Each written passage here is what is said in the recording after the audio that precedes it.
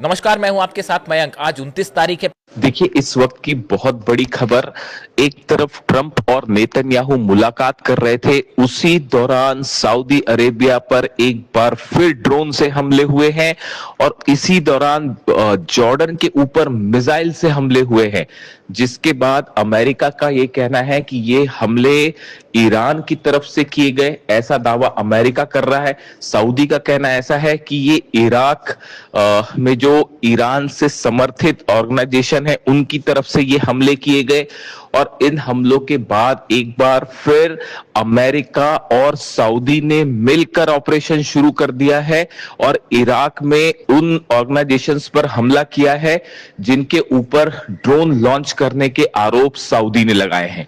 यानी पहली बार इस जंग में सऊदी और अमेरिका की सेनाओं ने मिलकर हमले शुरू कर दिए हैं। पिछले 12 घंटे के अंदर ईरान, अमेरिका, इजराइल से जुड़े सारे अपडेट्स मैं आपको बताऊंगा, लेकिन मैं सीधा मुद्दे पर आना चाहता हूं। ट्रंप और नेतन्याहू का अगला षड्यंत्र क्या है?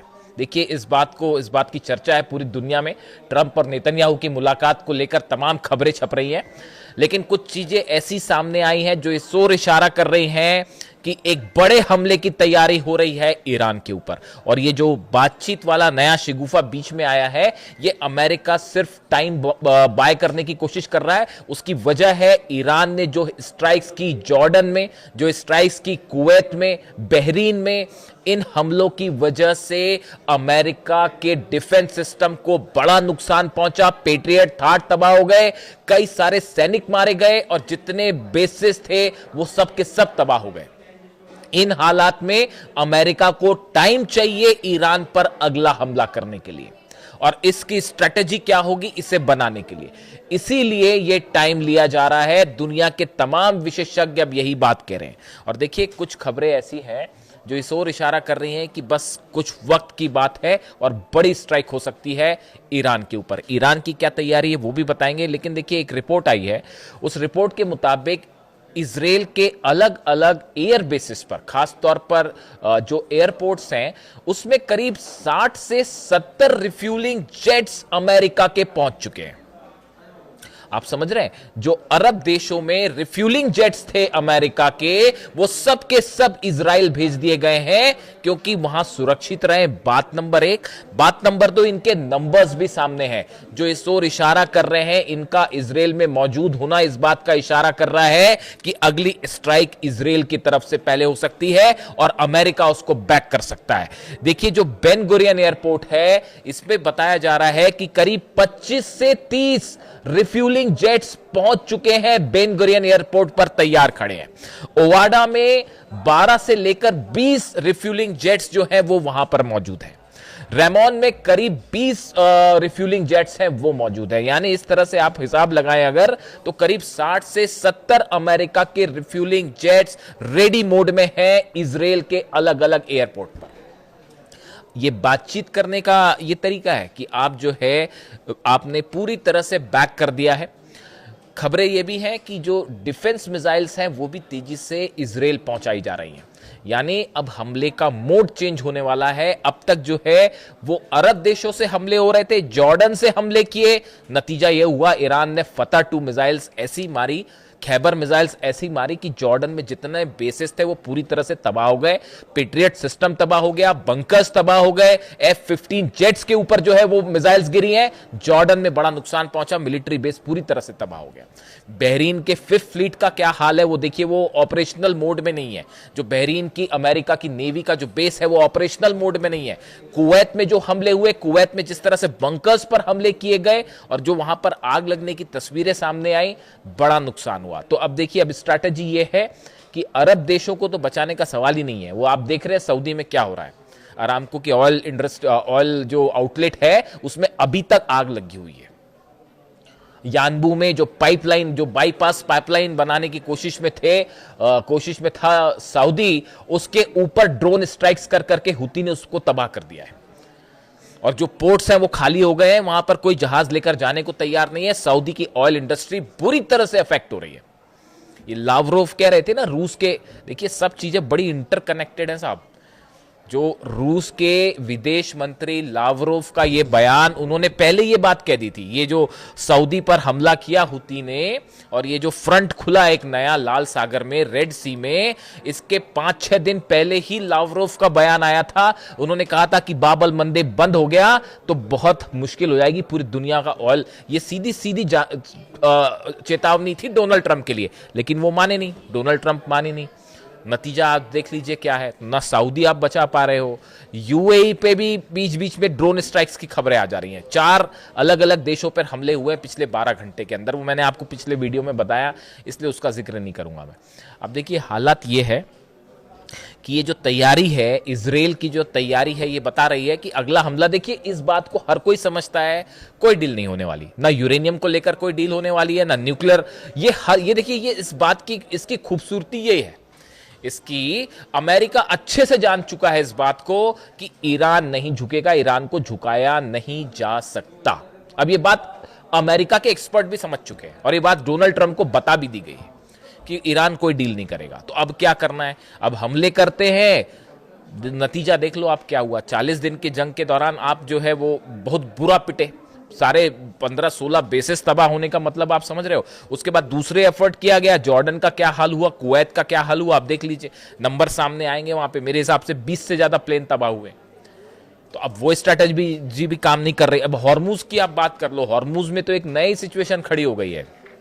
हॉर्मुज में अमेरिका ने अरब सागर के आसपास से हॉर्मुज को ब्लॉक कर दिया है, यानी वो तो ब्लॉक करके तो ईरान खड़ा हुआ है, लेकिन इन्होंने अरब सागर के आसपास अरेबियन सी में अपने जो इनके वॉरशिप्स हैं वो खड़े कर दिए हैं और ईरान के जहाजों को आने ले जाने में जो है वो मुश्किल पैदा कर रहे हैं, उनकी चेकिंग कर रहे हैं। इस तरह की खबरें आई। नतीजा ये है, ईरान की तरफ से एक बड़ी वार्निंग दे दी गई है कि अगर ये चलता रहा, ये अगर इस तरह से हमारे जहाजों को रोकने की कोशिश हुई तो हम इसको एग्रेशन मानेंगे और इसका जवाब हमलों से दिया जाएगा। ये जो 4 देशों में हमले हुए, जो इजराइल में जो 2 ड्रोन आए, जॉर्डन में 2 ड्रोन गए, इराक में जो ड्रोन स्ट्राइक हुई और सऊदी पर ड्रोन स्ट्राइक हुई। सऊदी की ड्रोन स्ट्राइक यमन से नहीं की गई थी, वो इराक से की गई थी। इराक के बेसिस से वो ड्रोन फायर किए गए थे और इराक से ड्रोन फायर किसके कहने पर होगा, आप समझ सकते हो। बिना ईरान के परमिशन के वहां से कोई संगठन जो है ड्रोन फायर नहीं करेगा सऊदी पे। तो ये जो ऑयल, आप ईरान की ऑयल इंडस्ट्री को अगर नुकसान पहुंचाने की कोशिश करेंगे तो सऊदी की ऑयल इंडस्ट्री भी जलेगी, यूएई की भी जलेगी और बाकी देशों का हाल आपने देख लिया क्या है। आज बाब अल मंदेब से निकाल के दिखाइए कोई शिप, आप निकाल पाएंगे? नहीं निकाल पाएंगे। सैटेलाइट से देख लीजिए, सऊदी के जितने पोर्ट्स हैं वो खाली पड़े हुए हैं, जहाज हटा लिए गए वहां से। इंश्योरेंस कंपनी कह रही साहब हम जो है इंश्योरेंस नहीं करेंगे वरना आपका जहाज जलना तय है। अब आप हालात देख लीजिए क्या है। अच्छा, इसी बीच जो है वो एक नई खबर आ गई है। नई खबर ये आ गई है कि अब्बास अराक्ची विदेश मंत्री और रूस के विदेश मंत्री लावरोव के बीच में एक बड़ा फोन कॉल डिस्कशन हुआ है और जिसके बाद रूस और ईरान की सेना के अधिकारियों के बीच में एक बड़ी स्ट्रैटेजी तैयार हुई है।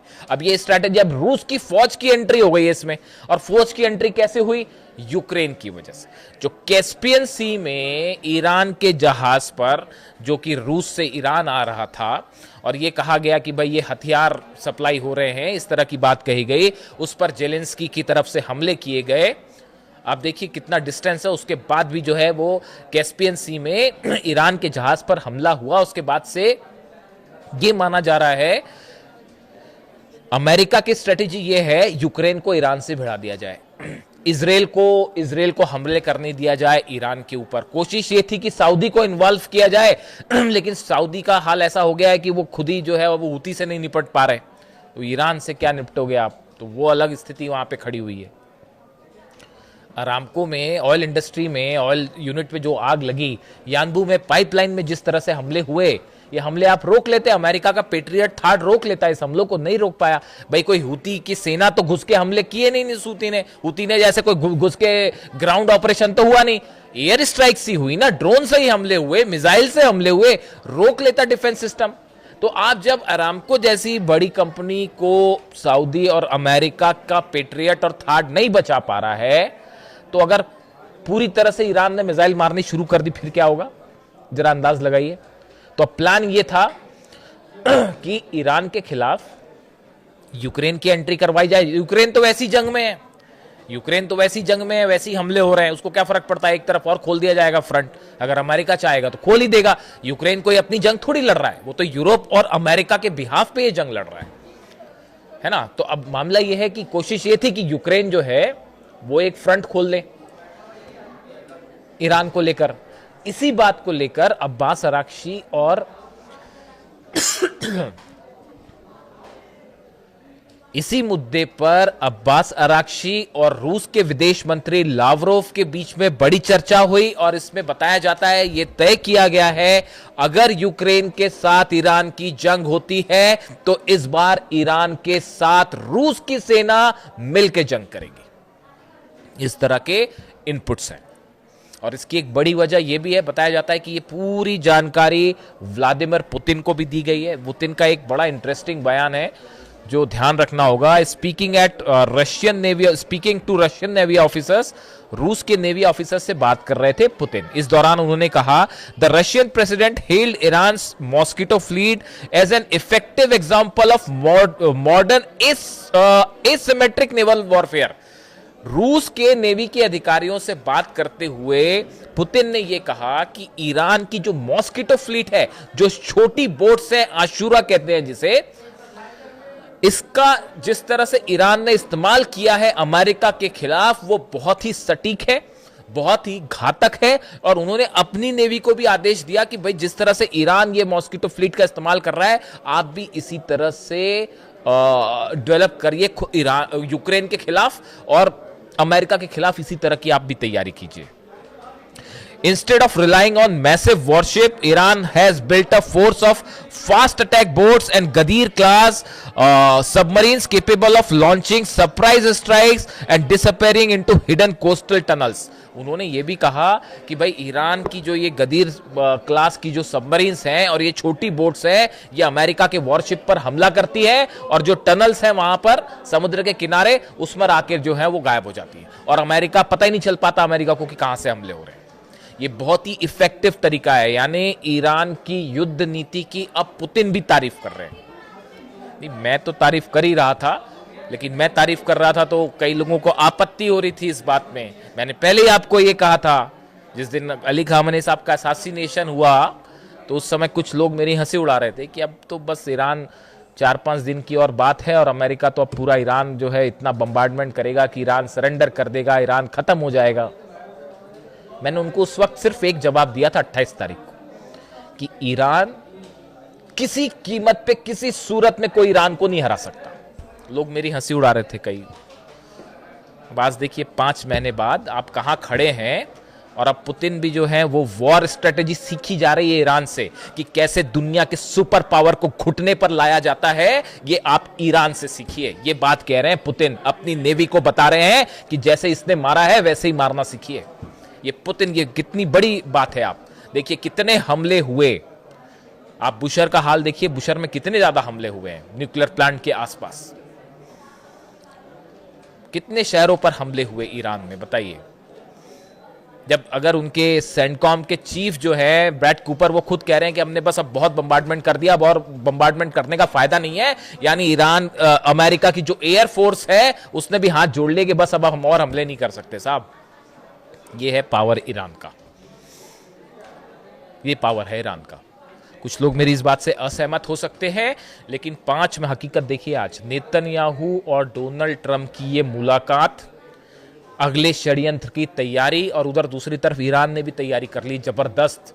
और वो ये कह रहा है कि अगर अब की बार हम पर हमला होता है तो इस बार पूरा इंफ्रास्ट्रक्चर की लिस्ट बना रखी है उन्होंने। इजराइल के 20 ठिकानों की लिस्ट तैयार है और वो खैबर मिसाइल्स भी तैयार है कि आप हमला करिए, उसके बाद हम बताते हैं।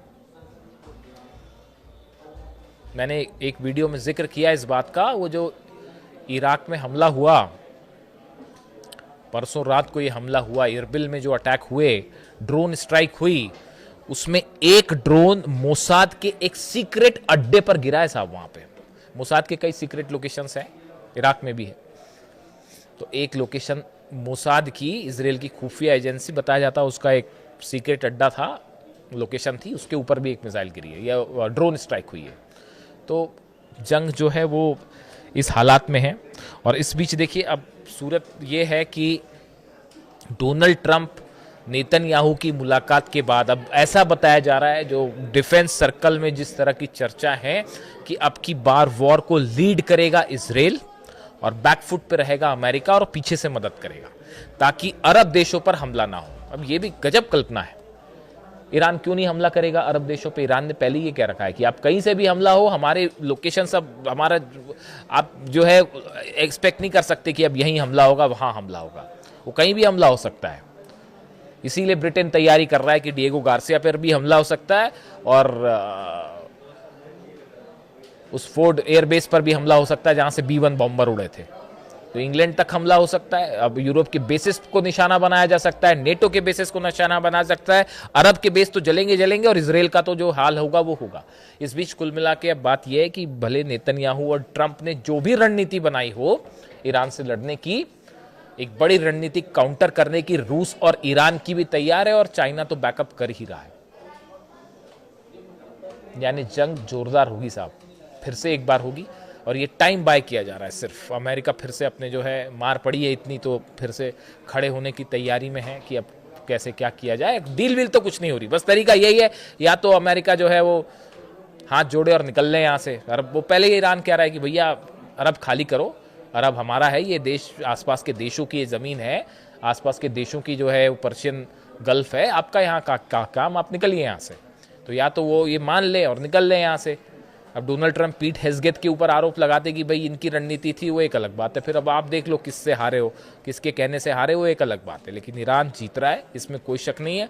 और अगर हमला होता है, लेकिन ऐसी इनपुट है कि एक बार फिर स्ट्राइक हो सकती है और इजराइल की तरफ से जंग की शुरुआत हो सकती है। जो भी अपडेट होगा आप तक फौरन पहुंचाऊंगा। वीडियो कैसा लगा कमेंट करके ज़रूर बताइए। Thank you so much.